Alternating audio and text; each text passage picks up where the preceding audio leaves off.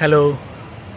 আমার সঙ্গে এমন একজন মানুষ আছে যে মানুষটা হচ্ছে জম্মু কাশ্মীরে বেড়ে ওঠা। তিনি ঢাকা মেডিকেলে পড়ালেখা করছেন, ডক্টর হয়ে গেছেন এবং তার নাম হচ্ছে জুনায়েদ ইকবাল। খুব ভালো বাংলা বলতে পারেন, খুব ভালো, হ্যাঁ খুব ভালোই বলতে পারেন এবং তার বাংলা অ্যাকসেন্টটা আমাদের মতোই। খুব ভালো লাগছে তার সঙ্গে পরিচয় হয়ে। আমার তার সঙ্গে ফেসবুকে ফ্রেন্ড হয়ে গেছে আমরা। হ্যালো।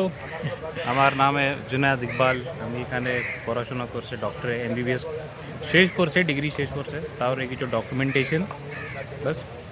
জুনায়েদ ভাই, কোন খাবারটা বাংলাদেশে প্রিয়, আপনার প্রিয়? আমার গ্রিল চিকেন হয়েছে না, জি। ওটা আমি অনেক খাইছে।